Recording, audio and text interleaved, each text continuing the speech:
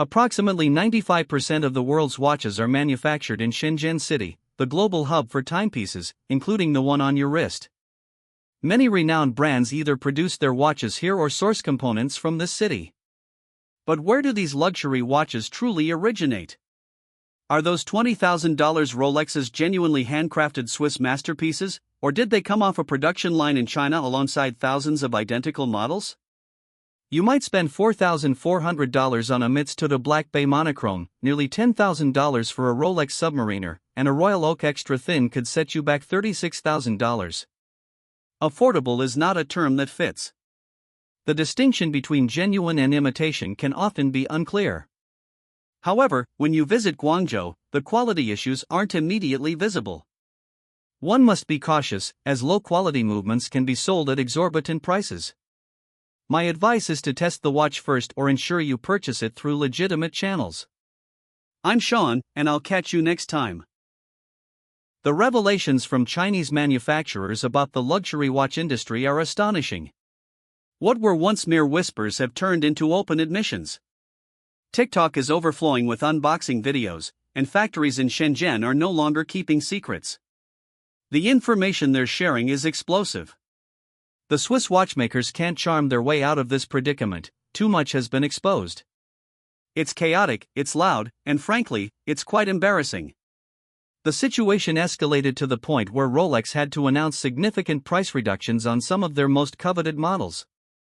Yes, it's shocking. But before we delve into the intriguing details, loopholes, and controversies, let's rewind and explore the true epicenter of this turmoil. Spoiler alert, it's not Switzerland. Think about it, you likely grew up believing that the finest watches hail from Switzerland, right? And in Shenzhen, you can't overlook this factory. Just ask, and you'll find out. Tissa, where are the watchmakers? A scandal has emerged from the luxury watch sector. If you prefer to continue purchasing from Rolex or AP, that's your choice. However, insiders are revealing some truths, and I have their footage. Some individuals have even lost their jobs for exposing the reality behind the glamorous facade of skilled artisans meticulously crafting each Rolex by hand. It's a charming narrative, but let's get real. Welcome to Shenzhen, China, the true epicenter of watch manufacturing. Believe it or not, over 95% of the world's watches are produced in China, with a significant portion coming from Shenzhen alone. In fact, many Swiss watches are actually manufactured in China. The reason replicas often match the originals in quality is that they originate from the same factories. These facilities provide a broader selection of styles, adhere to strict production standards, and can accommodate custom orders starting at just 50 pieces. The concern lies with the middlemen. If you reach out to the factories directly, you can bypass them. And we're not just discussing counterfeit products, we're talking about high-quality materials, premium dials, polished bracelets, sapphire glass, ceramic bezels, and more. These components are produced in large quantities that Switzerland struggles to match.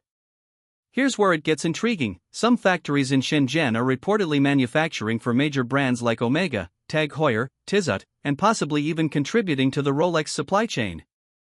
These aren't the obvious knockoff Rolexes you find at flea markets. We're not referring to $30 imitations. These watches are crafted with genuine parts, allegedly sourced from the same factories that supply the renowned brands. The only thing lacking is the official Swiss endorsement. What's even more surprising is that some of these factories are no longer in hiding, they're proudly showcasing their work and even accepting custom orders directly from consumers.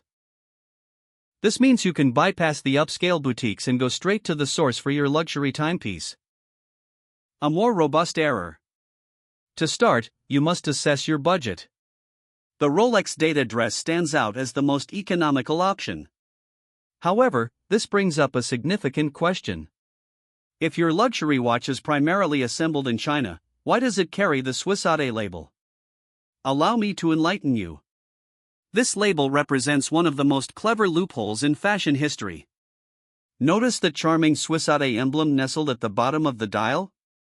The one that exudes sophistication, elegance, and a sense of old money? Well, it doesn't signify what you might assume. Contrary to what luxury brands would have you believe, Swiss AD does not imply that the entire watch was crafted in a quaint Swiss workshop. In reality, Swiss law stipulates that only 60% of the watch's value must originate from Switzerland to qualify for that designation. Let me reiterate, value, not the actual components. And what constitutes value? Branding, marketing, research, and even the simple act of placing the movement into the case once it arrives in Geneva. Picture this: a factory in Shenzhen manufactures the Omega case, bracelet, and dial, nearly completing the watch. Then, a technician in Switzerland installs the movement, polishes it slightly, and voila, it's officially Swissade. Meanwhile, you're shelling out $6,000 for something primarily produced in China, merely rebranded with a Swiss label and a touch of luxury flair. All thanks to clever marketing and a few upscale finishing touches. And don't be mistaken, this isn't a recent revelation. The luxury industry has been playing this game for years. It began as murmurs on Reddit, made its way to TikTok, and is now exploding with insider exposés as if it were a gripping true crime series. A former employee recounted his experience at a prominent Swiss watch brand, where he was dismissed for asking too many questions. "I'm going to fire Harold." Why? The watch is a counterfeit. What makes it fake? The serial number doesn't match. He was restoring vintage watches from the 70s and discovered that many components were already sourced from Asia back then.